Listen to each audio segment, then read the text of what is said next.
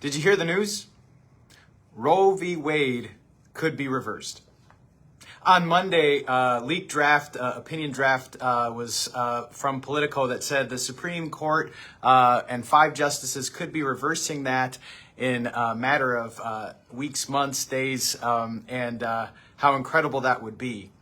Now, I know there are times when women consider their health versus the health of their baby. There are times where having a child could put in jeopardy the health of the mother, and that would be a hard decision. But in general, the reason Christians rejoice over what could be a reversal on abortion is because of the value of life.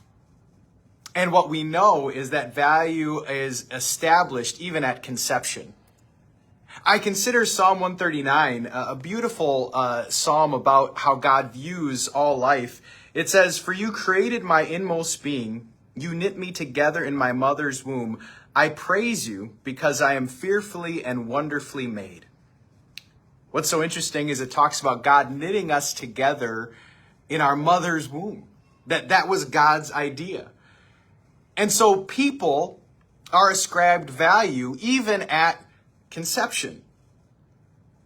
So then why is it that sometimes we believe this lie that we're worthless? I have a couple theories.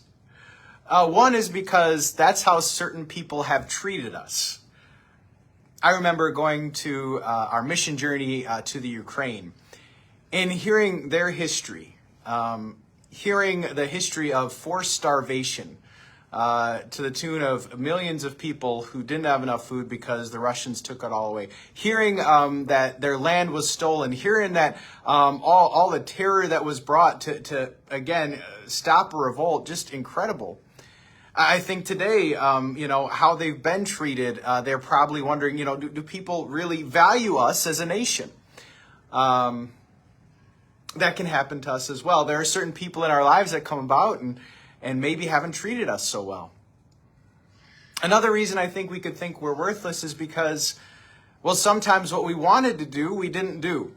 And so that feeling of worthlessness comes from within.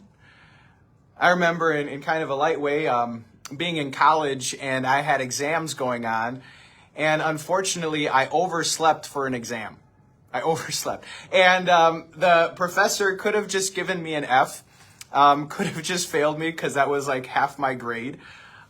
Instead, though, he called and he woke us up and he sent someone, a scout, to go get us so we could take the exam. But I remember walking into that classroom feeling completely worthless because what I wanted to do, I didn't do. So yeah, sometimes we feel we're worthless because of what others have done or what we've left undone. But where is worth ascribed based on what Jesus has done? To talk about that, I think that something is as valuable as what you're willing to pay for it. I consider the popularity of Gucci, and I think the purses maybe cost $3,000. And so I'm not sure if that's what it takes to make a Gucci bag, but if someone's willing to pay $3,000, I guess, well, that's what it's worth. I consider sneakers, and now Jordans are very popular, and sometimes people are willing to pay $300-$500 for some Jordans, and I guess that's what they're worth, what someone's willing to pay for it. How valuable are you and I towards God? Well, how much did Jesus pay for us? I love 1 Peter that says it's not with gold or silver that we are redeemed, but with the precious blood of Christ. What this means is that you are so valuable, God was willing to send his son and die for you.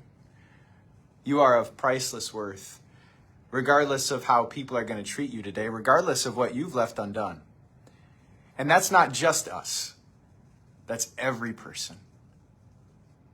My encouragement today is not only to sink that deep into your own heart, but as you interact with people, whoever you meet, that hard coworker, that crabby person, to look at them and say, man, they are just as valuable. God has ascribed them worth from conception, has paid his blood to redeem them, and I'm going to treat them of priceless worth. May God strengthen you to do that and give you peace.